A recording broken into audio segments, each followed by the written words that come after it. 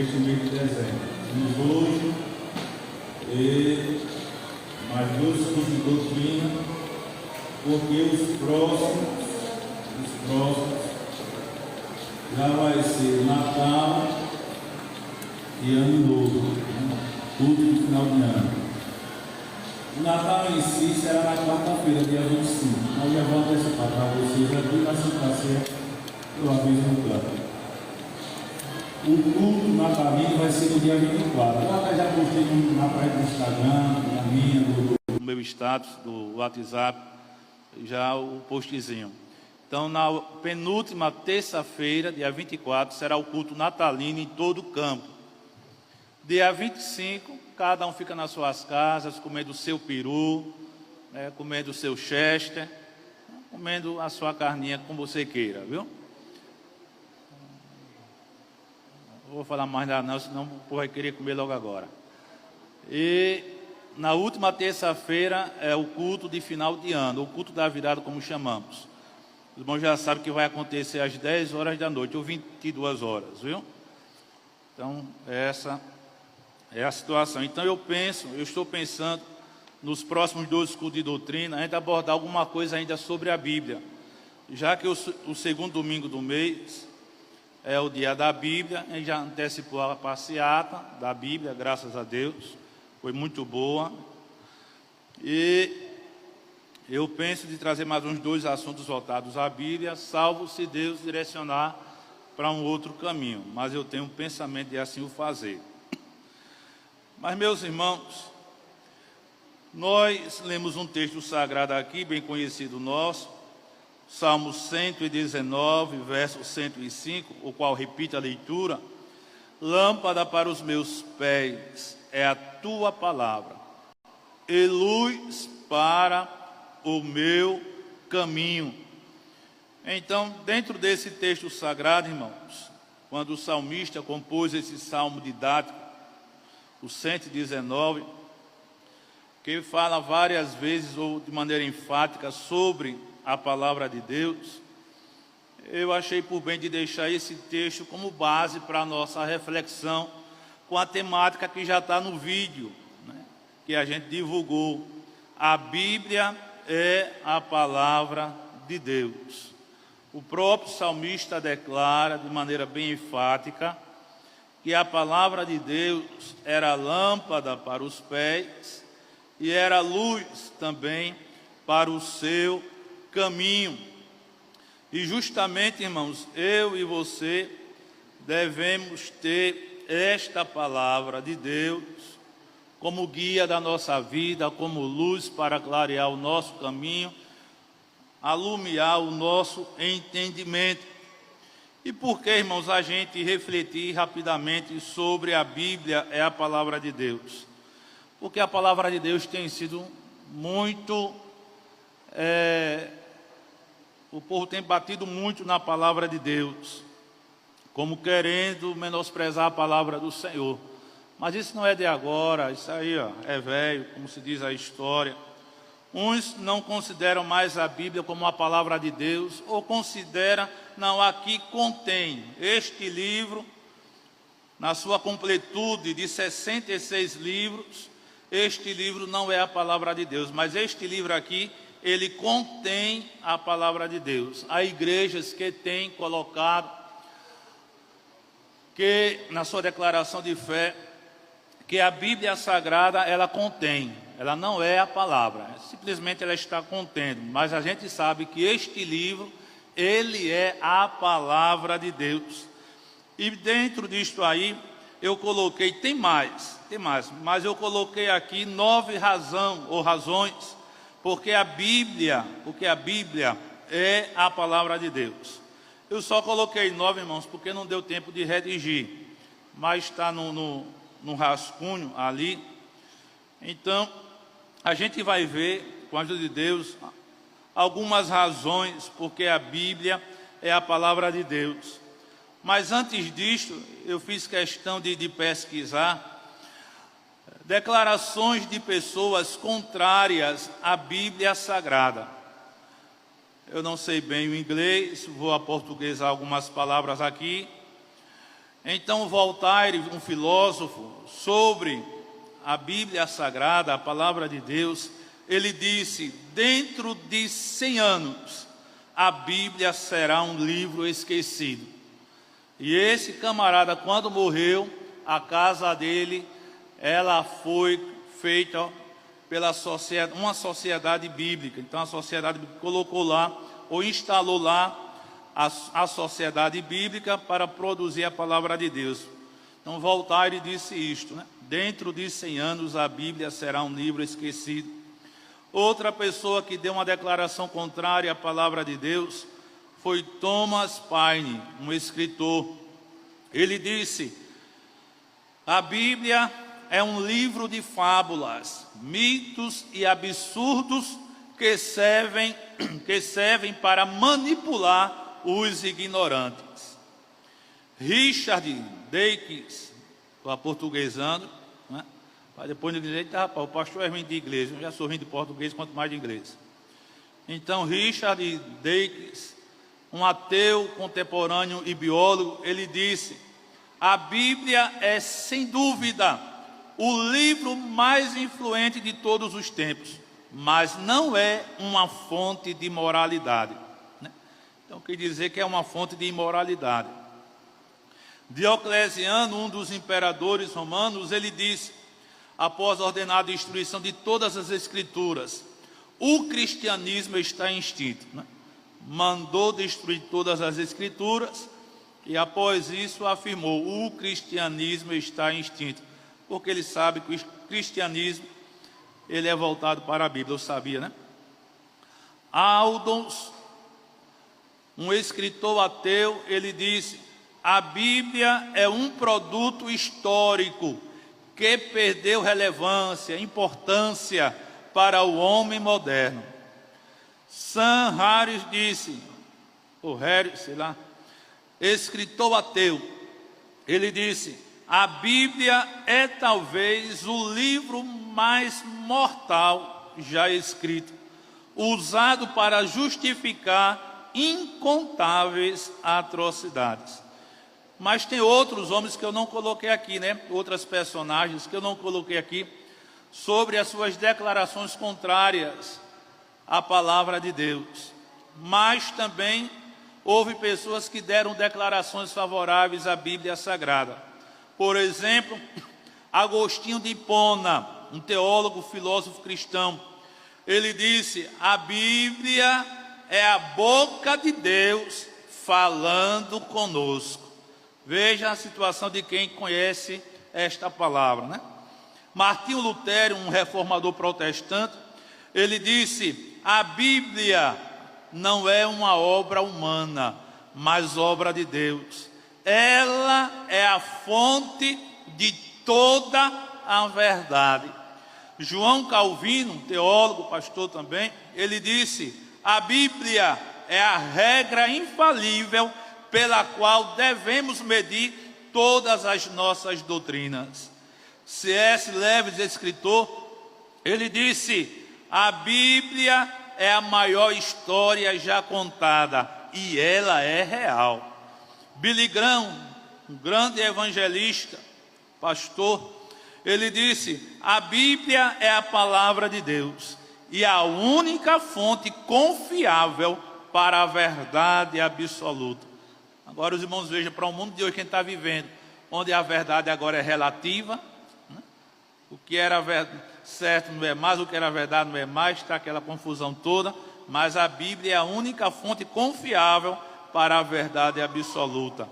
D.L. Moody, grande evangelista que ganhou várias milhares de pessoas para Cristo, ele disse: a Bíblia não foi dada para aumentar nossa curiosidade, mas para mudar a nossa vida. Tim Keller, pastor, ele disse: a Bíblia é o único livro que foi escrito por Deus e é a única maneira de realmente conhecer a Deus. Então, meus amados irmãos, a gente não pode deixar este livro, esta palavra de lado. A gente precisa ter argumentos para poder combater aqueles que querem dizer que a Bíblia não é a palavra de Deus. mas que ela contém a palavra de Deus. Mas ela é a palavra. E a primeira razão, porque a Bíblia é a palavra de Deus, abra a sua Bíblia aí, em 2 Timóteo, capítulo 3, que é um texto bem conhecido nosso, se prega, se lê muito nesse texto aí. 2 Timóteo 3 e 16. 2 Timóteo 3 e 16. Vamos ver a primeira razão, porque a Bíblia é a palavra de Deus, né? Uns vão reaprender, outros vão aprender pela primeira vez. Então está cá.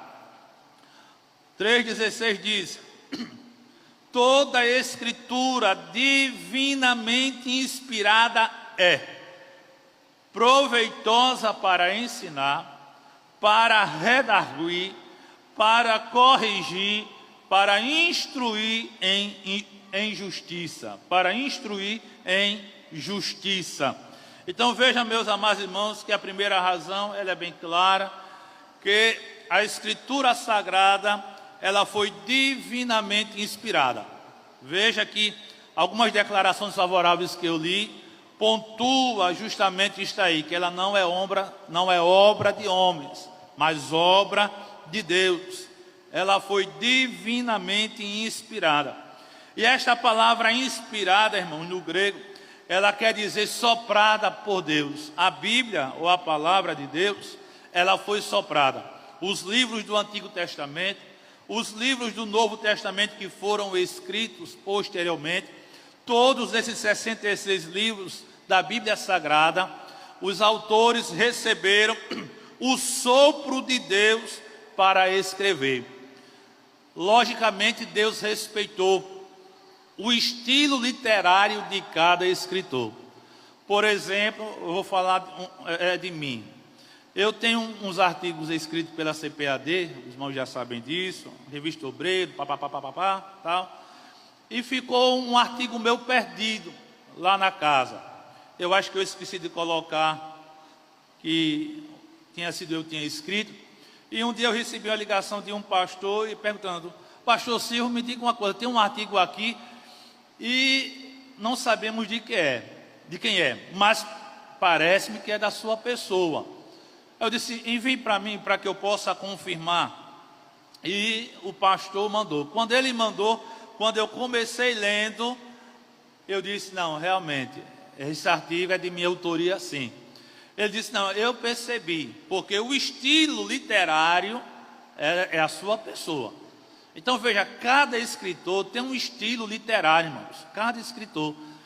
E Deus, quando foi inspirando pelo seu Espírito os autores ou escritores dos livros sagrados, Deus respeitou o estilo literário de cada um. Eles não foram robôs. Veio o sopro de Deus sobre eles e Deus respeitou o estilo literário de cada um. A ponto de que, quando se lê as cartas que Paulo escreveu, as cartas que Pedro escreveu, João escreveu, né, falando assim do Novo Testamento, a gente percebe um pouco, irmãos, a questão do estilo literário de cada um deles. A gente vê que existe uma diferença no estilo literário deles, mas ali houve o sopro de Deus na vida destes homens, destas pessoas, para escrever a palavra do Senhor, tanto no Antigo Testamento, como também no Novo Testamento. Observe que no início do versículo vem o vocábulo toda escritura. Então veja que esta palavra toda, ela indica totalidade, irmãos, tanto no Antigo Testamento, como também no Novo Testamento. Os 66 livros do Antigo Testamento e os 27 do Novo Testamento, toda escritura. Então, aqui está englobado o Antigo e Novo Testamento. Antigo Testamento, divinamente inspirado, receber o sopro de Deus. Novo Testamento, divinamente inspirado, receberam também o sopro de Deus para escrever o livro santo. Alguém diz: mas é a Bíblia, é a palavra de Deus? Como? Se foram homens que foram os seus escritores, homens que escreveram a Bíblia Sagrada. E aí, quando eu tenho a oportunidade de alguém faz uma afirmativa dessa, eu digo: e você queria que Deus usasse um jumento, um cavalo, um cachorro, um leão, para escrever os livros sagrados? Se você não acredita na Bíblia, porque foram homens que escreveram, né, inspirados pelo Espírito de Deus, e você vai acreditar que um jumento ia escrever a Bíblia Sagrada? Então não tem para onde. Então, quando vem pessoas com essas conversas fiadas, dizendo que a Bíblia não é a palavra de Deus porque foi escrita por homens, e outra, irmão, a gente percebe o seguinte, que quem de nós aqui, vamos pegar a gente aqui, quem de nós aqui vai escrever uma carta denunciando os seus próprios pecados, as suas presepadas? Eu não tenho coragem. Não, eu vou escrever uma carta aqui, e nessa carta eu vou escrever todas as minhas presepadas, eu vou denunciar tudo aquilo realmente que eu não presto, eu vou escrever aí e vou publicar. Nenhum ser humano tem coragem de fazer isso aí, irmão. Porque nenhum ser humano quer mostrar os seus defeitos. O ser humano só quer mostrar as suas qualidades, mas não quer que os seus defeitos sejam manifestados ou revelados. Então, houve o sopro divino, inspirando as pessoas, os homens, para redigir cada livro sagrado. E hoje, pela graça de Deus, nós temos este livro, né? 66 livros que compõem a Bíblia Sagrada. Este conjunto de livros que compõe a palavra de Deus, e aí está a maravilha de Deus em soprar, inspirar os homens para escreverem. Não.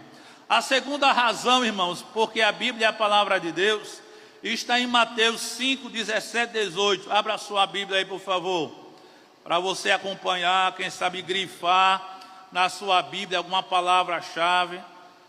Eu recomendo, irmãos, ande com caneta, ande caneta, porque você lendo um texto, esse texto pode chamar a sua atenção em alguma coisa. Pelo menos a minha Bíblia não é 100% riscada, mas uma parte dela ou é rabiscada, porque justamente tem palavras ou expressões que chamam a atenção, e às vezes quando tem uma situação mais ainda, eu ainda coloco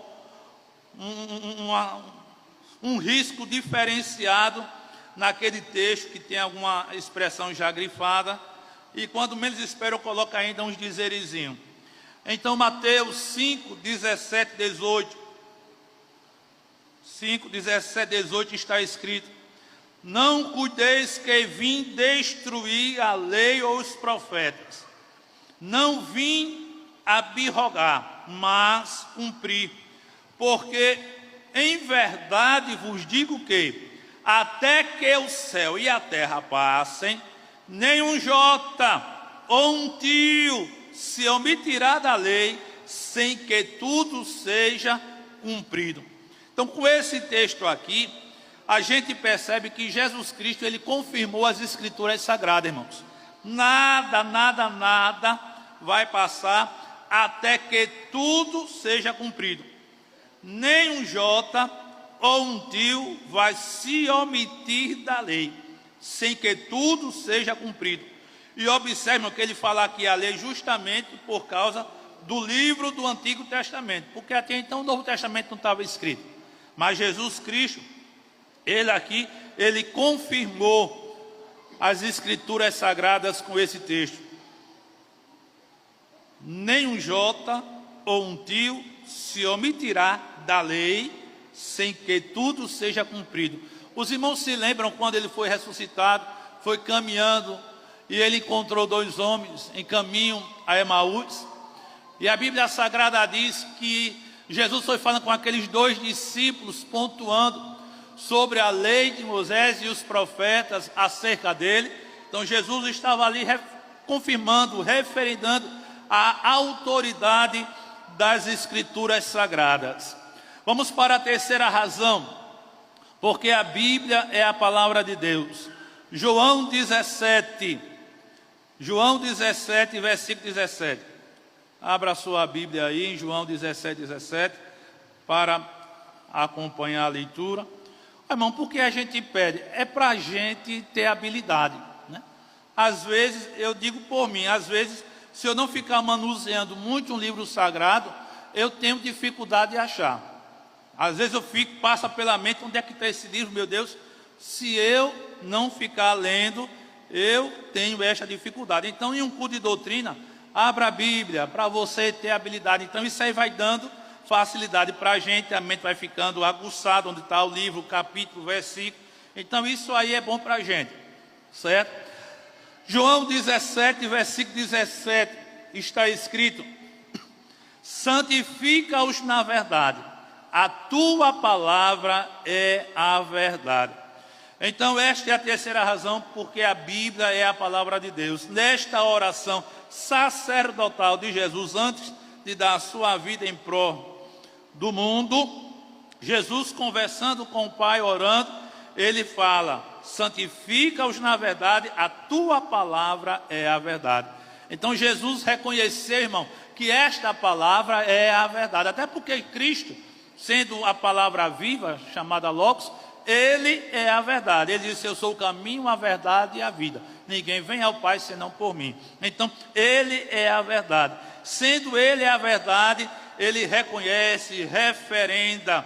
Ele assim pontua de maneira enfática que a palavra de Deus é a verdade. Tudo que não vier da palavra de Deus, irmãos, não tem base. Mas aquilo que vier da palavra de Deus é a verdade absoluta, e a gente não pode mudar. Olha, irmãos, nós corremos um sério risco nos dias atuais. Se a gente não lê a palavra de Deus, a gente vai comer gato por lebre. Vou citar uma doutrina básica mesmo, o ABC, a doutrina da salvação.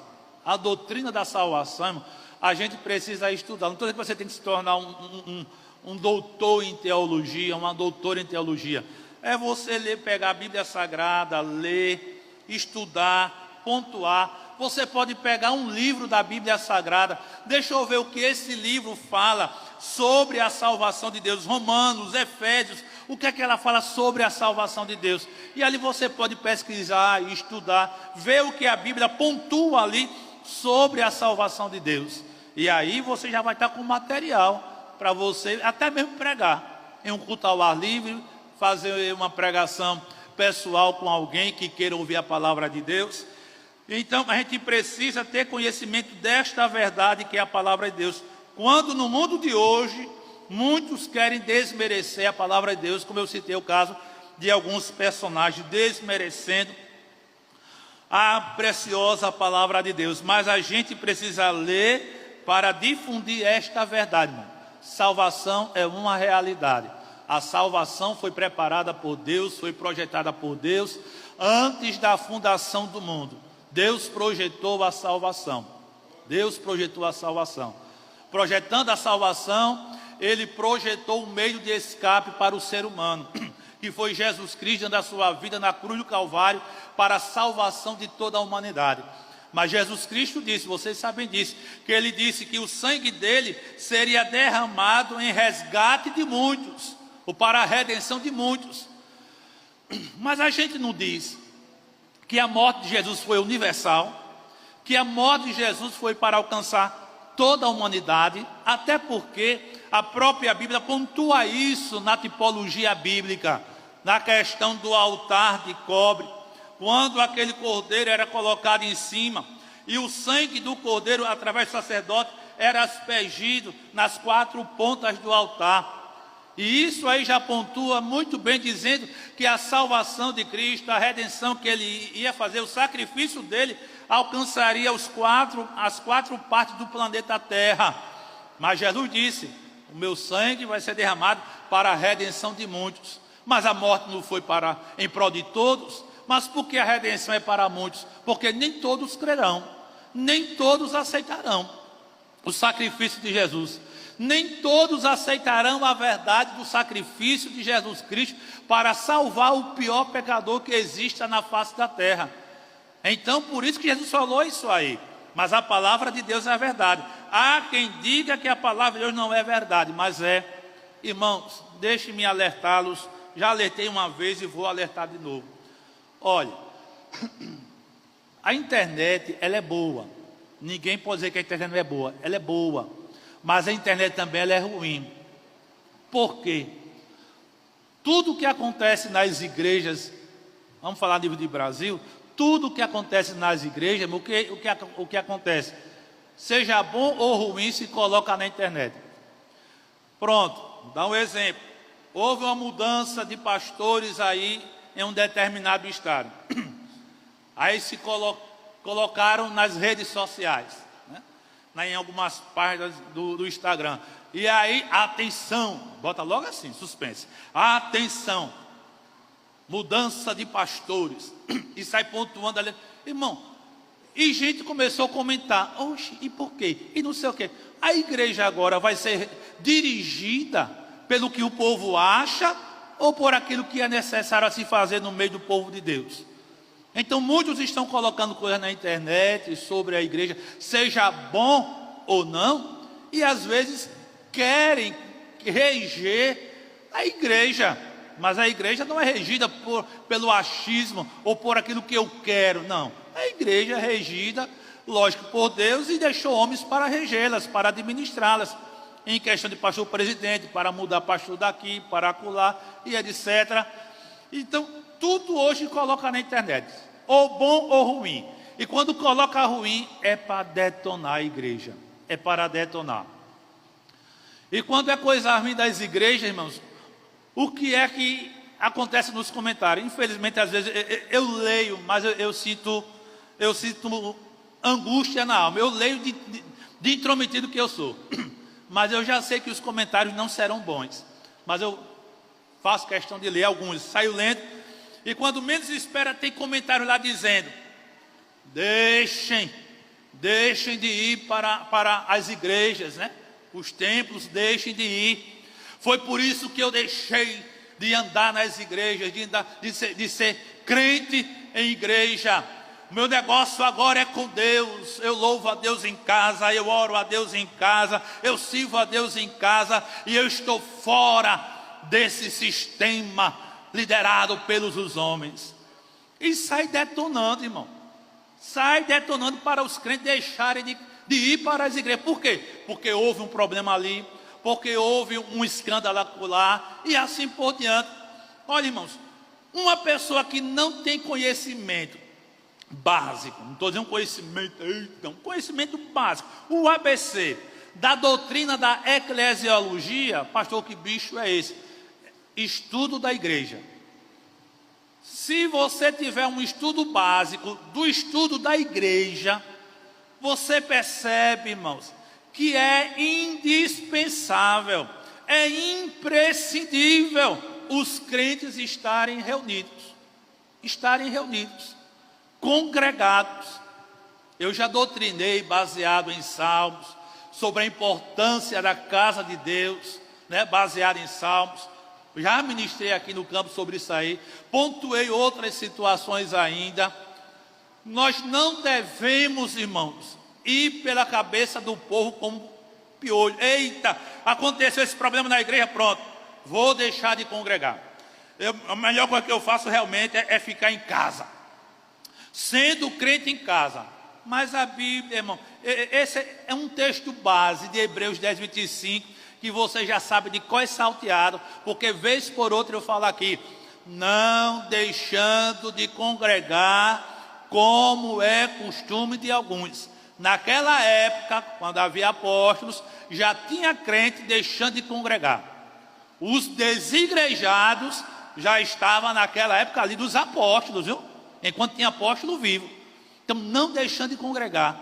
Então veja, se a Bíblia diz não, é para você não deixar. Judas traiu Jesus com 30 moedas de prata. Se fosse hoje com a internet, o que não ia acontecer com Judas? As redes sociais iam detonar Judas Iscariotes.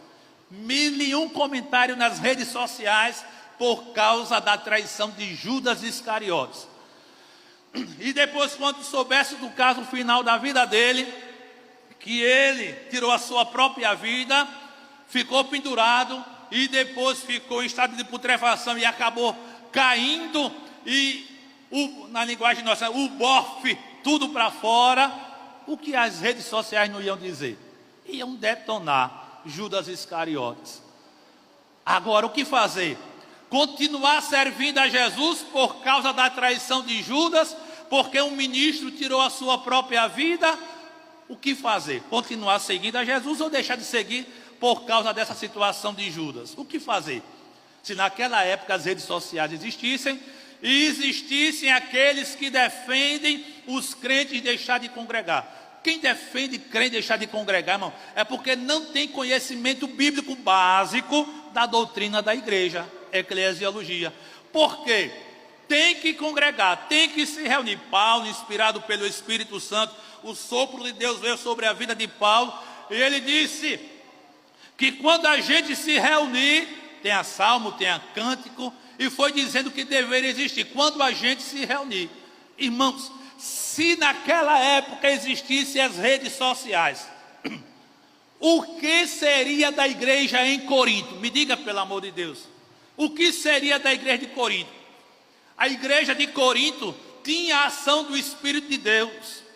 Nenhum dom vos falta, disse Paulo, tendo a inspiração de Deus na vida dele. Nenhum dom vos falta. Mas leiamos ou releiamos a igreja, a carta que Paulo escreveu aos Coríntios, a primeira e a segunda.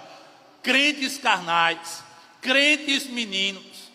Tinha homem lá que estava tendo caso com a sua madrasta. Olha só a coisa terrível. Mas numa igreja em que nenhum dom faltava. Uma igreja em que nenhum dom faltava. Uma igreja onde havia carnalidade. Uma igreja onde havia brigas. Uma igreja onde havia irmãos que levavam outros para o juiz. Irmãos levando outros para o juiz. E Paulo disse, não existe entre vocês ninguém não, para julgar as causas, para vocês ficarem levando as causas da igreja para os juízes. E isso, irmão, faz ter prejuízo na obra de Deus. Então, o que seria naquela época, se existissem as redes sociais?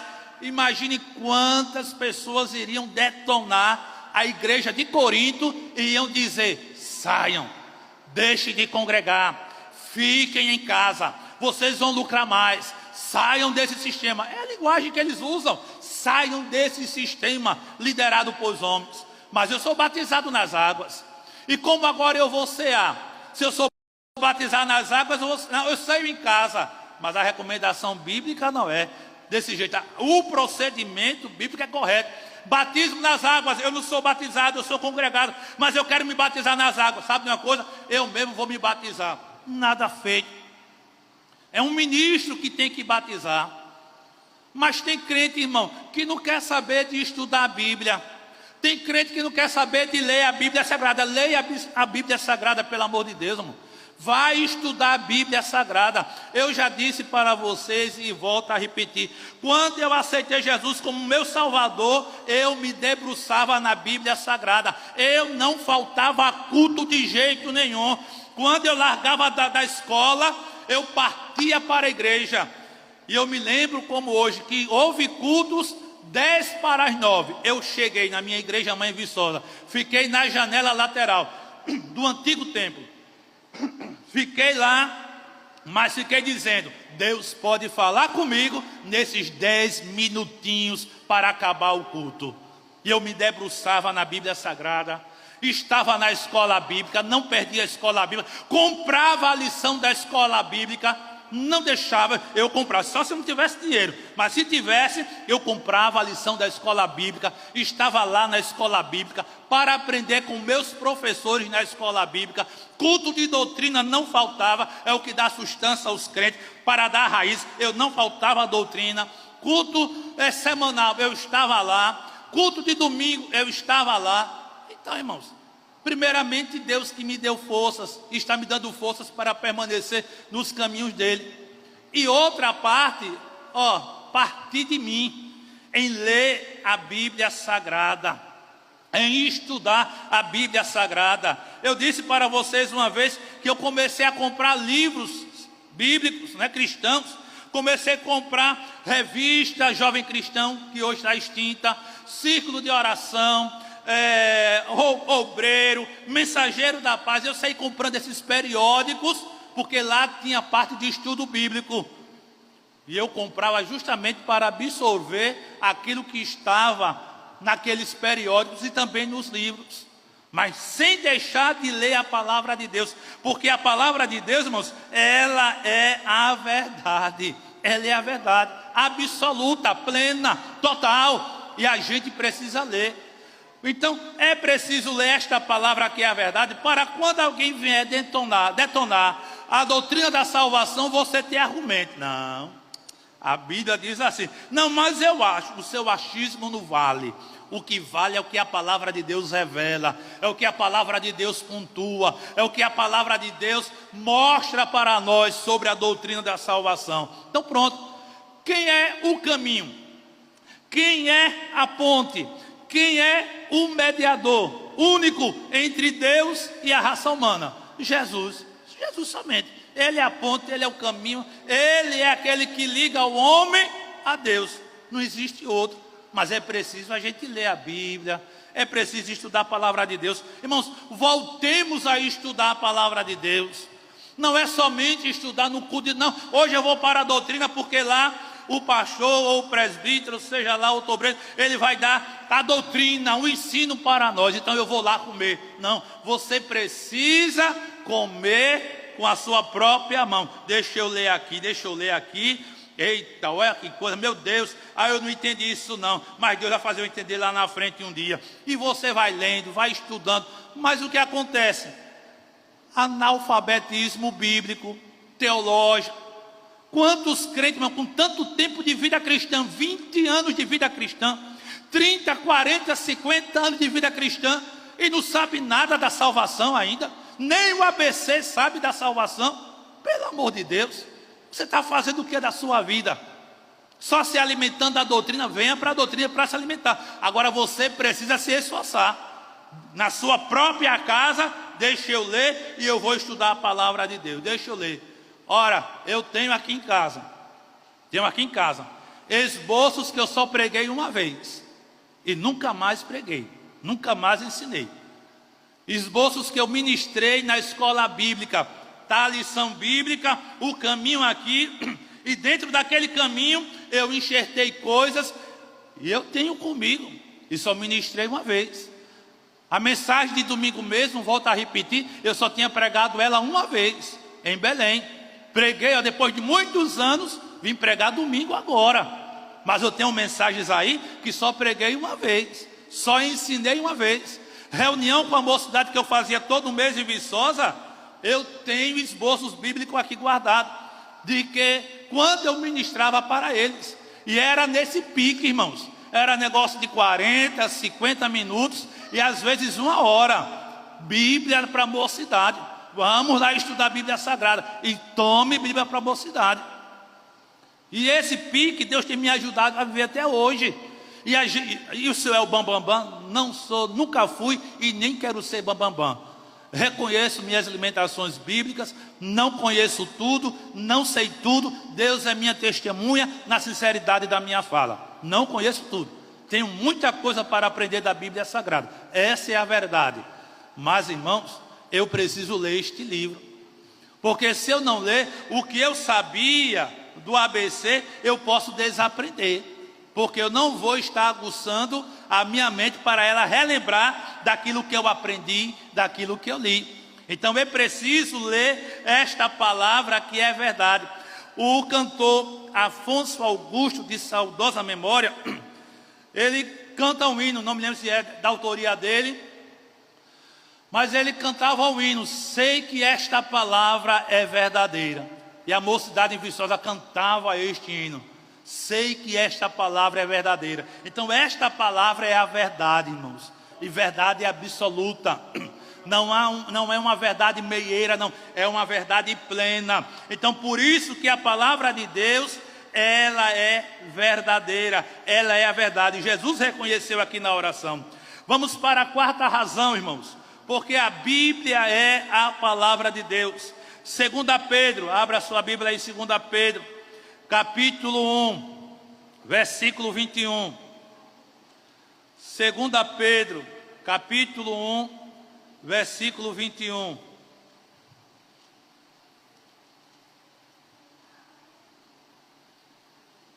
Segunda Pedro, capítulo 1, versículo 21. Aqui eu deixei uns pontinhos aqui sobre esse texto aqui para a gente só dar uma pincelada. Segunda Pedro 1 e 21.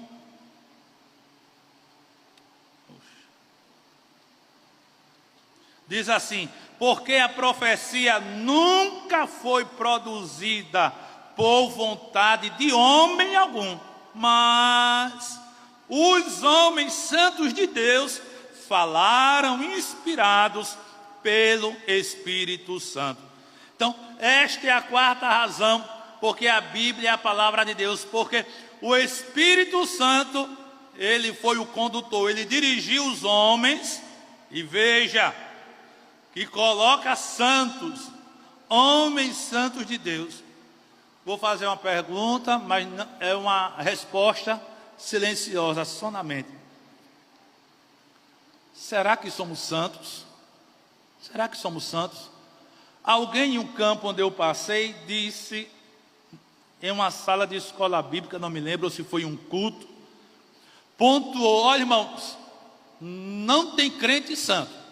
Não tem crente santo. Nenhum crente é santo. Estou falando que foi na nossa igreja, não tem nada a ver com outras denominações, tem a ver com a nossa. Em um campo onde eu passei, alguém, ou foi na escola bíblica, ou foi em um culto, e do altar a pessoa disse: não tem crente santo. Não tem crente santo. E agora, irmãos? Quando a Bíblia diz aqui que homens santos de Deus falaram inspirados pelo Espírito Santo. E agora? Eu vou ficar com a declaração de uma pessoa que disse que não tem crente santo. Olha, ninguém pode dizer que é santo. Ninguém. Porque não tem crente santo.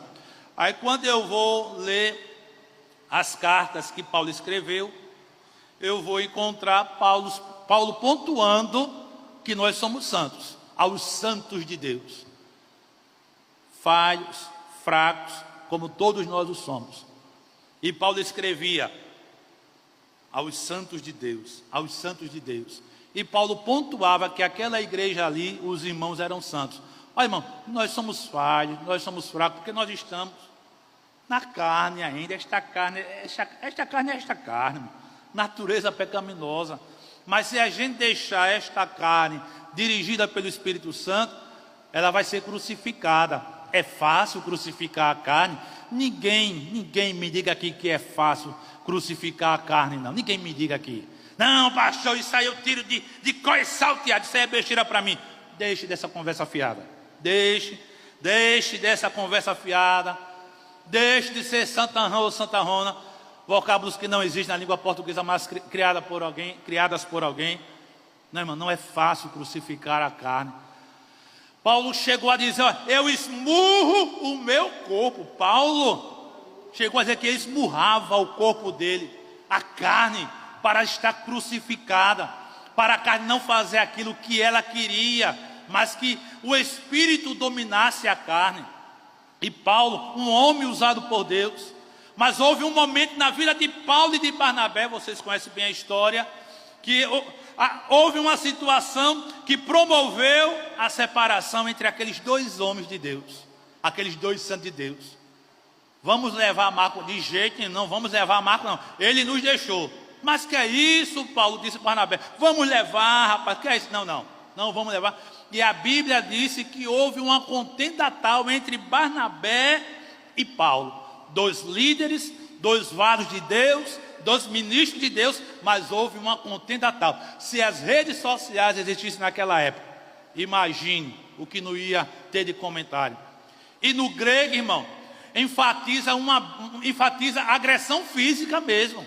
No grego, essa contenda entre Paulo e Barnabé enfatiza uma briga mesmo, agressão física, né? Homem é no burro, né? Mulher no cabelo. Arrancar o cabelo uma da outra, mas homem é punho ferrado, fechado. Mas dois homens de Deus brigaram. Mas Paulo disse: aos santos de Deus. Somos santos. O Senhor nos santifica, o Espírito nos santifica, a palavra nos santifica.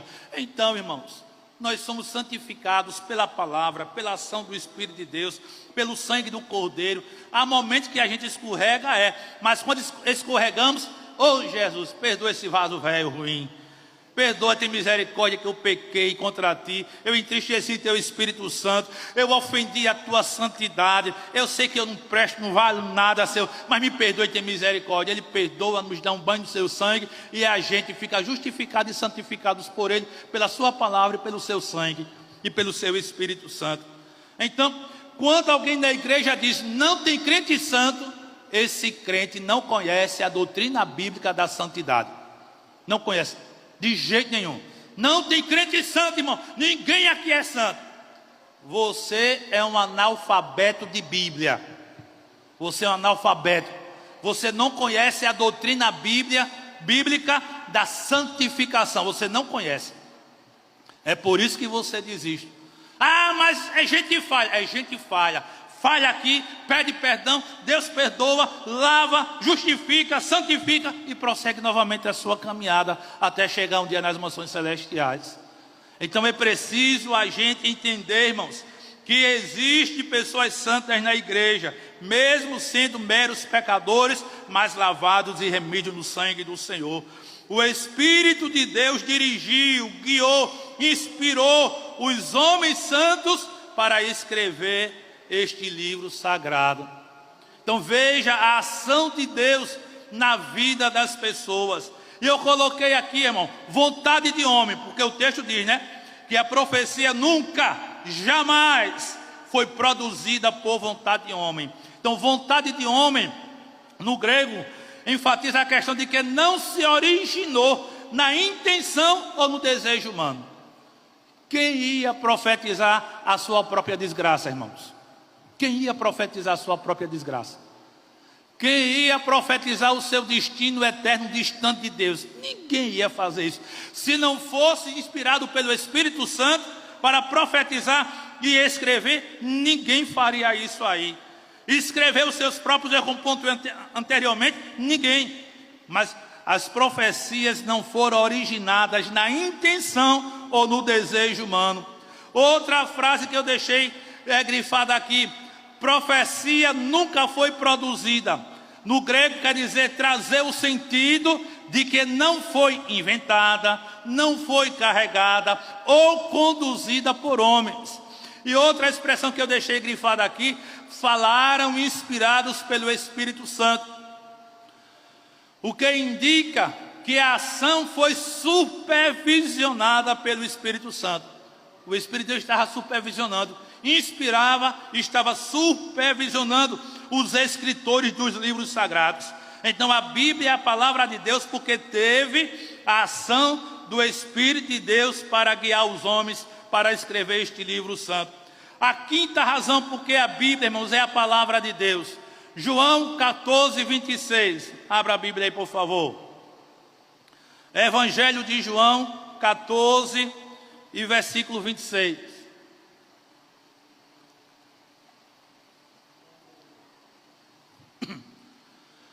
João 14 e 26. Jesus falou: mas aquele Consolador, o Espírito Santo, que o Pai enviará em meu nome, vos ensinará todas as coisas, e vos fará lembrar de tudo quanto vos tenho dito. Então veja, meus amados irmãos, que o Espírito Santo, nesse texto aqui, ele confirma a veracidade da palavra. Jesus disse que o Espírito Santo faria, e faz, na atualidade é lógico, faz os discípulos lembrar de tudo quanto o Senhor Jesus disse. No nosso caso aqui, porque já está escrito. A gente lê os evangelhos e a gente vê o que Jesus falou, e quando a gente vai pregar, o Espírito Santo lembra uma parte de um texto que a gente leu para reforçar e fundamentar aquilo que a gente leu e começa a pregar. Se é ensinado no mesmo caminho, mas naquela época, quando não havia os escritos do Novo Testamento, Jesus disse: olha, o Espírito vem, enviado pelo Pai em meu nome. E ele vai ensinar todas as coisas e vos fará lembrar de tudo quanto vos tenho dito. Os evangelhos foram escritos porque o Espírito Santo lembrou tudo aquilo quanto Jesus disse. Então, meus amados e queridos irmãos, o Espírito Santo está aqui mostrando justamente a sua confirmação da veracidade da palavra de Deus, tanto no Antigo como também no Novo Testamento. E a gente lembra muito bem. Vamos correr contra o tempo, chega. A sexta razão, porque a Bíblia é a palavra de Deus. A gente deu uma palavra rápida na passeata domingo. Hebreus 4:12, que é um texto conhecido também. Abra a Bíblia, por favor, para você acompanhar. O pessoal do altar aprenda também a fazer isso que a igreja está fazendo, viu? Abrir a Bíblia. Eles olham para a gente aqui do altar, viu? Qualquer culto que tiver aqui na igreja, seja quem for que estiver pregando, vou abrir a Bíblia aqui. A igreja vê o abrindo a Bíblia aqui, ó. A igreja vê. E a gente do altar aqui tem que ser exemplo para os irmãos da nave da igreja. Abrir a Bíblia, seja lá quem for, seja uma pregação, seja um ensino, porque a gente tem que ser espelho para o povo. O povo tem que ver em nós que nós também somos dispostos a acompanhar a leitura da Bíblia. Porque senão eles dizem, oxe, isso é só para a gente. Os obreiros do altar não precisam não abrir a palavra de Deus. Eu faço isso, irmão, em qualquer lugar onde eu for. Abro aqui no campo onde eu trabalho, abro a Bíblia em qualquer lugar que eu estiver para aprender. Abro e estou lá. Deixo aberto lá a Bíblia e vou lá. Deixo marcada, se for para voltar eu abro. Então o povo olha muito para a gente aqui do altar. Se a gente do altar aqui não fizer por onde, o povo vai ficar olhando. Vai dizer, olha, tá vendo? Mas o pastor não faz isso. O pastor não acompanha a leitura de ninguém aqui. Pastor, ele é o bambambam, mas não é por aí o caminho. Hebreus 4:12, porque a palavra de Deus é viva e eficaz, e mais penetrante do que qualquer espada de 2 gumes, e penetra até a divisão da alma e do espírito, e das juntas e medulas, e é apta para discernir os pensamentos e intenções do coração. Então está aqui, irmãos, a sexta razão, porque a Bíblia é a palavra de Deus. É porque ela é viva e ela é eficaz. Ela é viva, irmão, porque ela é ativa, ela é dinâmica. A palavra de Deus não é morta, porque o seu autor não é morto. O seu autor é chamado de Deus vivo. Então esta palavra é viva, ela é dinâmica, ela é ativa e ela faz aquilo que Deus designa para ela fazer.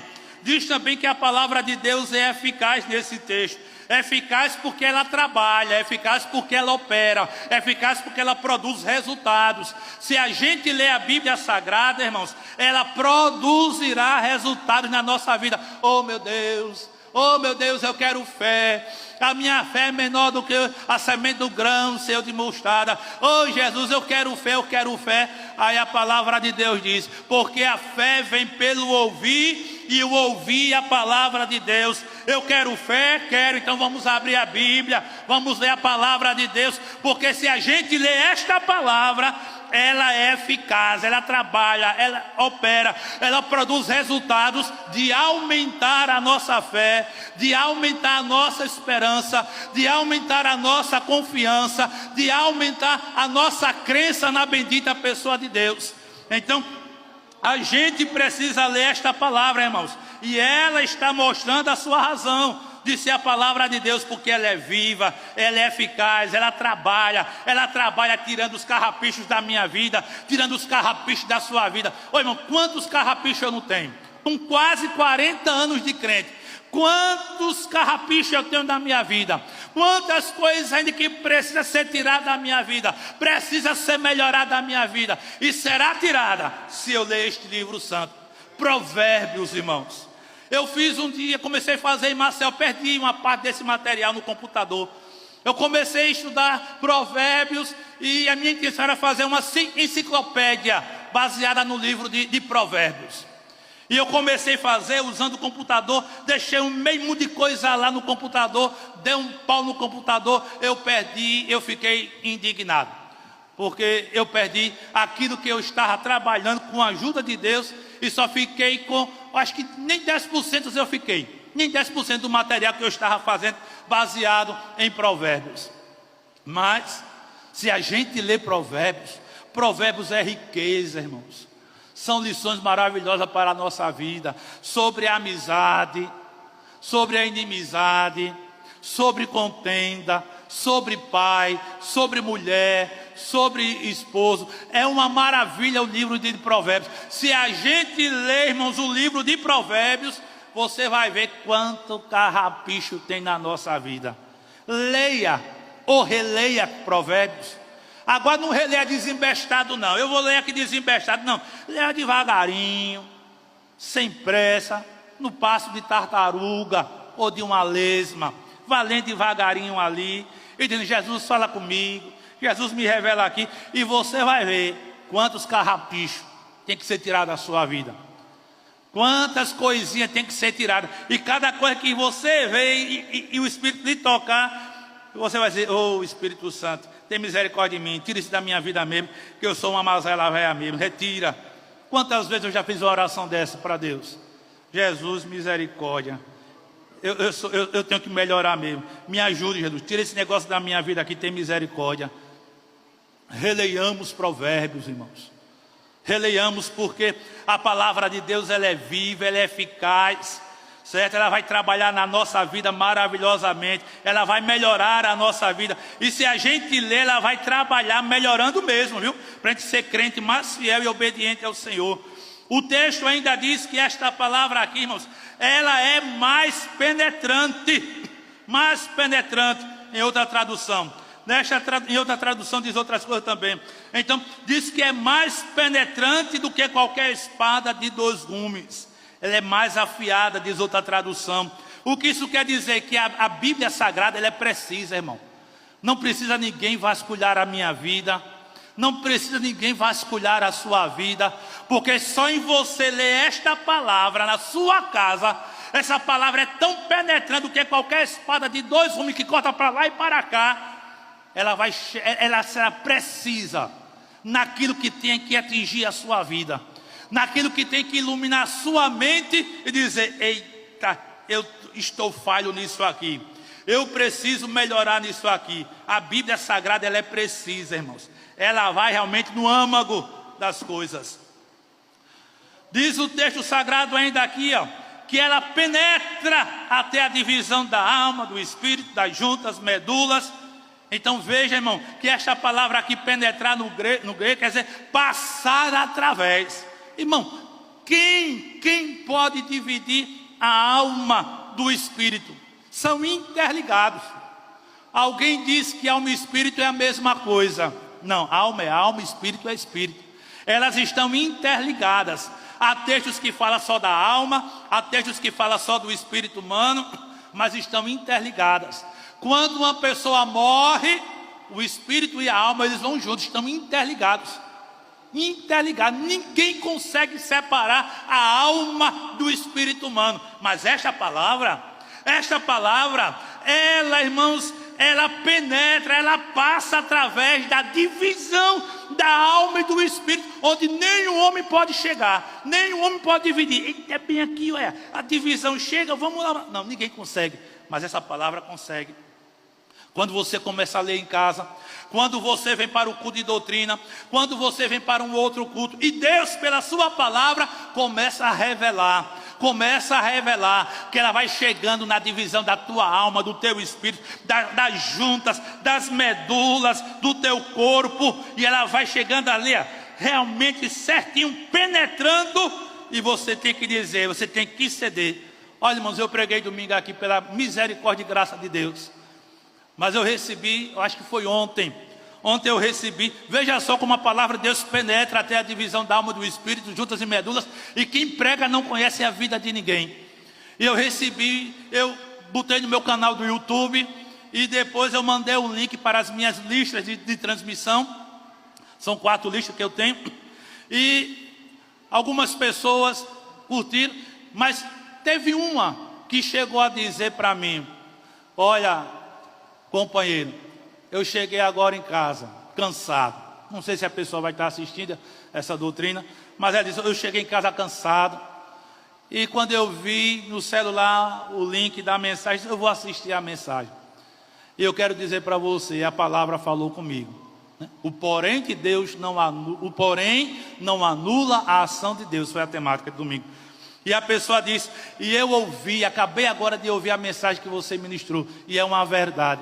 Olhando para a minha vida e tal, então eu vi, isso foi um bálsamo para a minha alma, foi um refrigério para a minha vida. Então, irmãos, eu fiquei feliz da vida. Fiquei feliz por quê? Porque eu fui um canal de Deus para transmitir uma mensagem da parte dele, que alcançou alguém que não estava aqui, no momento não estava assistindo o culto online, mas chegou a ouvir a mensagem gravada e que Deus falou com aquela pessoa. Só a palavra de Deus é que tem o poder de chegar, de penetrar, de passar através da divisão da alma e do espírito, do nosso corpo por completo.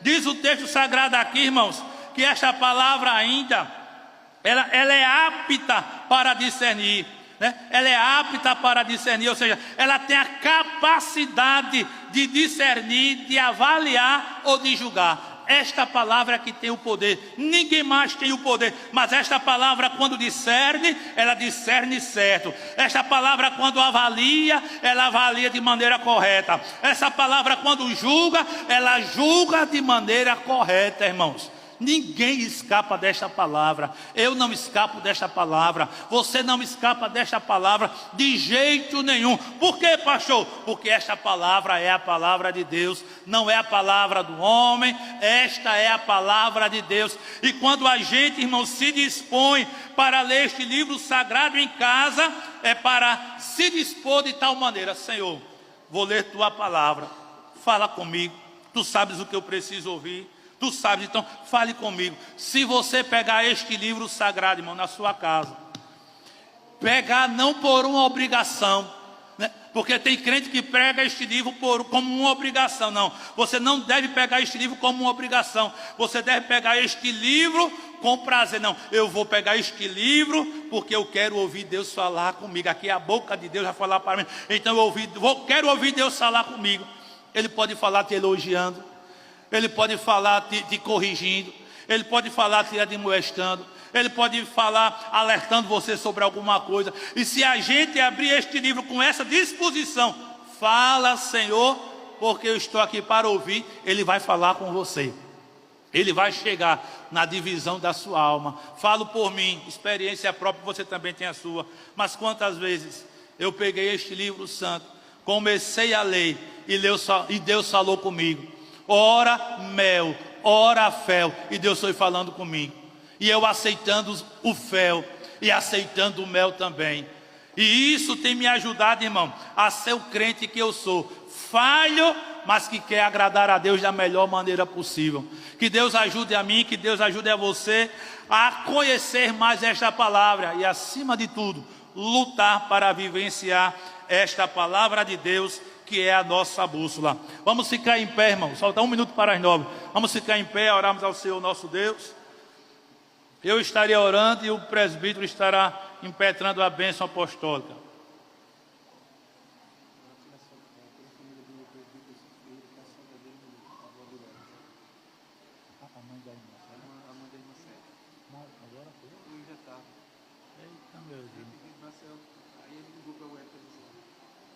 Meus irmãos, eu não sei quem sabe, mas eu estou sabendo agora. Vamos orar pela irmã Célia, né? Esposa do presbítero Cícero, que a mãe dela partiu para o Senhor, né? Partiu agora à tarde e o diácono está me avisando. Então vamos orar para Deus consolar a irmã Célia, que não é fácil. É uma mãe já idosa, mas não importa. Todo mundo quer sua mãe viva. E o pai também, né? Quer pai vivo e mãe viva. Vamos orar para Deus consolar a nossa irmã, seus familiares, diante dessa perca irreparável. Só Deus para chegar da maneira precisa, através da sua palavra no coração deles.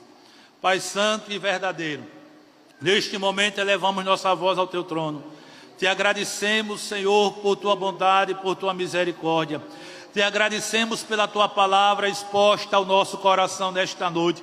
Que a tua palavra, meu Deus amado, encontre guarida em nossa vida. Que a tua palavra haja em nosso coração. que a Tua palavra molde o nosso viver, que a Tua palavra nos capacite, que a Tua palavra nos oriente, que a Tua palavra nos guarde, que a Tua palavra nos corrija, que a Tua palavra nos alerte, que a Tua palavra nos aconselhe, que a Tua palavra nos alimente, que a Tua palavra nos anime e nos encoraje, que a Tua palavra nos dê mais conhecimento de Ti, Senhor, para conhecermos a Ti de maneira experimental. Ó Deus eterno, dá-nos uma noite de paz, uma noite abençoada, tranquila em Ti. Olhe para a família enlutada que perdeu seu ente querido.